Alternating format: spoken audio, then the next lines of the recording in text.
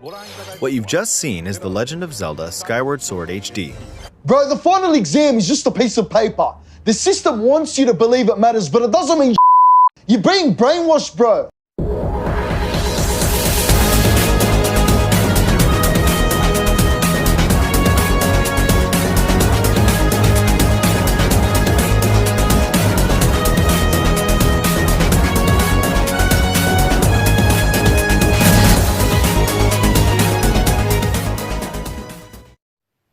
With Nintendo's E3 arriving shortly, I think it's about time to reveal the 5 Switch games that have been announced and these are the ones with my anticipation for.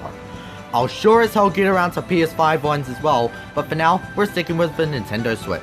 The only rule to this list is that gameplay has to be shown, so no Metroid Prime 4 and Bayonetta 3. Anyways, let's commence. Even though I'm not the biggest fan of Zelda, I still want to play the 3D Zelda games that aren't Wind Waker. And I was quite hyped when Skyward Sword HD was announced for Zelda's 35th anniversary. Looking at this game, it looks just as great as the original. I was kinda anticipated for a Zelda 3D All-Stars bundle to be announced, though maybe we may get more new Zelda content as the years go by. Still, since I love using motion controls, the Joy-Cons will make the game so much more enjoyable. Still, I can't wait to get this game. I'm also anticipated for Breath of the Wild 2, but I'm just a bit more anticipated for Skyward Sword HD.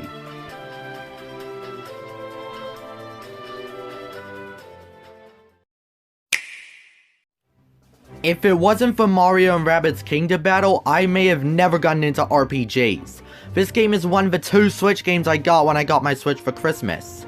So I have so many enjoyable memories with it, but I never expected it to get a sequel. The only game that comes out next year, looking at Sparks of Hope, I'm not gonna lie, it looks like an entirely different game altogether. Reminds me of Mass Effect crossed with Metroid.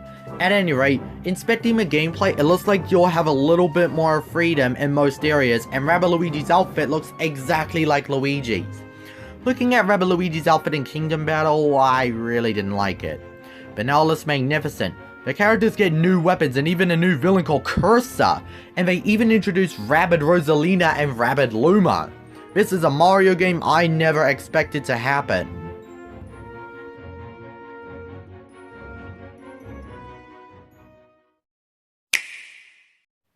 "2019 and 2020 barely gave us any news on No More Heroes 3, but now we got so much more news on the game and showing us that Shinobu and Batgirl will be in the game as well.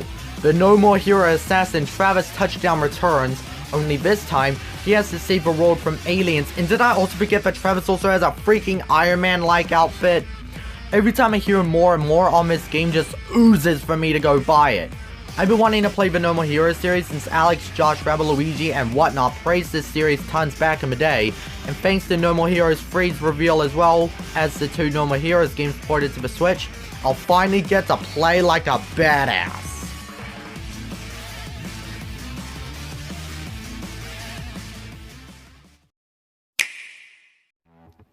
If I'm gonna be honest, I would have been more hyped for Sonic Colors Ultimate if it wasn't leaked everywhere on the frickin' internet.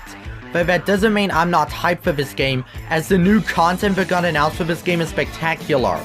There will be the Jade Ghost Wisp introduced in Team Sonic Racing, that when using it, you can go through walls and reach near impossible areas. Tails will even have more of a role in the game for collecting a gold medallion, when if you fall, Tails will save you and land you at the nearest platform. Kinda like Lakitu from a Mario Kart game. Also, the graphics have enhanced and even the cutscenes will be fully upgraded into HD. Cause Sonic Colors cutscenes were out like a 480 to 520p resolution. It wasn't bad though at some points, but cutscenes did look a bit off. I'm really excited as Sonic Colors was one of the last games I played in the 2010s, so experiencing this game again is a dream come true.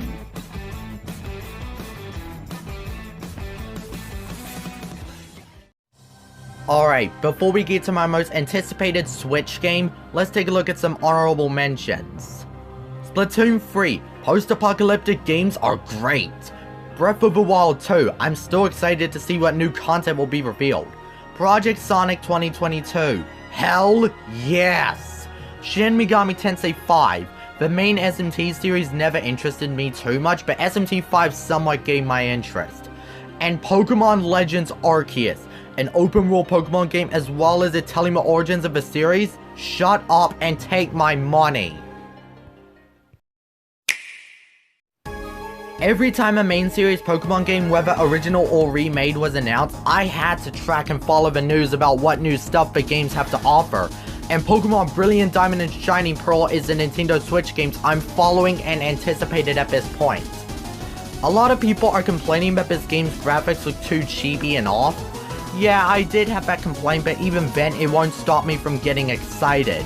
I never played a Sinnoh game, so I can't wait to see what BDSP has to offer. It looks charming as well as amazing, and Game Freak even said that they're going to stick as close to the original game's story as they can. I don't have that complaint at all. I also can't wait to hear remastered tracks and figuring out what team I'll use for my first playthrough, and I hope they use the Platinum decks because from what I heard, Diamond and Pearl's Pokedexes are absolute garbage. Overall, BDSP is my most anticipated game and one I can't wait to get to playing. I'm User1Campbell and see you guys next time.